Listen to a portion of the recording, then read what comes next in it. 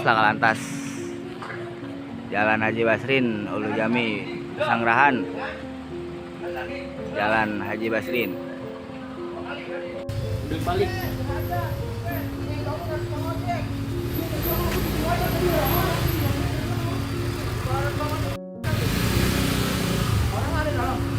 Masih ada bang? Dia di dalam. Jangan bang, jangan yang itu bang. Nggak ada yang kenal ini ya? Bapak nggak ada tengah aja gitu. Kalau orang itu dari orang.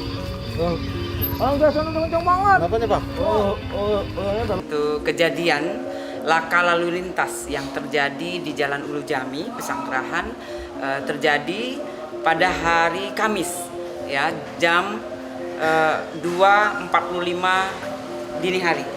Kemudian untuk yang mengemudi atau yang mengendarai adalah inisial FAL atau LN. Kemudian untuk saksi korban adalah SL, ya, itu yang punya gerobak. Kemudian kejadian di Jalan Ulu Jami Raya di depan Gang Haji Basrin. Penyebabnya yaitu dari keterangan yang kita dapat dari pengendara atau pengemudi. Dia berjalan dari mengendarai kendaraan mobil dari arah utara ke selatan. Ya, jadi dia selesai mengantar temannya yang bertempat tinggal di sekitar Ulu Jami. Nah, kemudian dia tidak konsentrasi, dia menyenggol satu unit motor yang dikendarain satu orang. Kemudian dia melaju. Setelah itu dia menabrak gerobak yang kosong, ya, yang kosong dan tidak ada orang di situ atau yang punya. Namun demikian, setelah itu dia menabrak pohon yang ada di TKP. Kemudian mobilnya terbalik. Itu yang terjadi menurut keterangan dari pengendara. Iya, posisinya emang kita lagi tugas malam, kita emang lagi ngeronda, posisi pun kita lagi di pinggir jalan, lagi memantau situasi area. Dan pas kita lagi berdiri di pinggir jalan, kita sempat dengar suara mobil dengan ban udah pecah, dan posisi mobil itu udah ngebut, posisi oleng juga kan. Akhirnya karena kita panik, kita agak masuk ke dalam. Nggak, kita baru masuk ke dalam portal, terdengar suara kecelakaan. Pas kita keluar, ternyata emang udah terbalik mobilnya kan, karena posisi di situ kita sendiri, mobil itu keluar asap, kita panik, ya kita nyari bantuan ke warga dulu. Karena yang kita takutin itu takutnya meledak doang kan mobil itu. Nggak aman, pas warga keluar dapat informasi bahwa itu mobil listrik. Akhirnya langsung kita evakuasi, kita tanya ada berapa orang di dalam, dan dia menjawab sendiri. Terus ada supir nggak? Saya nggak pakai supir. Emang saya nggak pakai supir, kata dia. Ya sudah, akhirnya kita keluarin, kita evakuasi, dan posisi itu dia lagi nelpon keluarganya kan.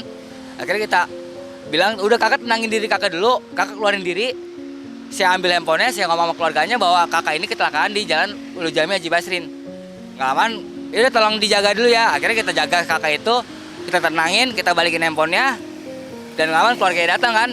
Ada beberapa motor yang nguber itu mobil, bawa teriak bahwa itu mobil habis tabrak lari. Iya, cuman kita nggak tahu kejadian tabrak larinya di mana. Yang saya tahu itu di Kebayuran omongannya.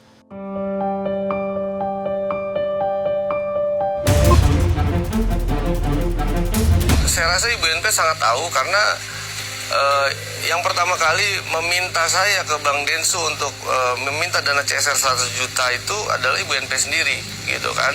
Karena dana yayasan tinggal, ya kita tahu setelah digeser 1, tinggal 2 juta gitu kan.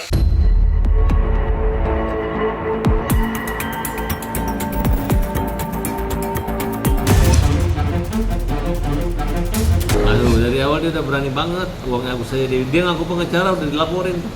Dia terlalu berani. Baru kuliah sarjana hukum semester 4, tapi kok ngaku pengacara. Bagaimana mau ke DTS-an sudah diambil sama dia, ketua. Yang justru nggak usah lagi ikut campur harusnya Novi kan, kenapa ikut campur? Apakah dia mundurannya untuk akal-akalan, tapi ngakalin tapi dinakalin kan, kita nggak tahu.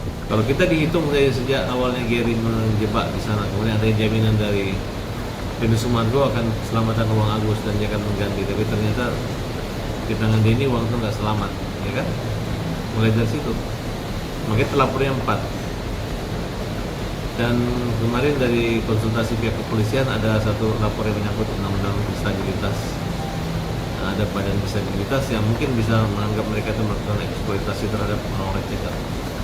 Orang cacat dijadikan umpan untuk mendapat uang senilai 1,3 miliar, kemudian uangnya dibagi untuk peruntukan lain di luar dari orang cacat tersebut.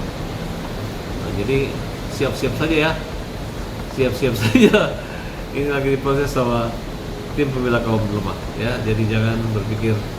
Dan saya menyarankan kepada masyarakat NTT, kalian lihat, kita nggak akan menagih kalian, kita nggak akan mempersulit kalian, karena ada yang menjamin uang itu akan kembali.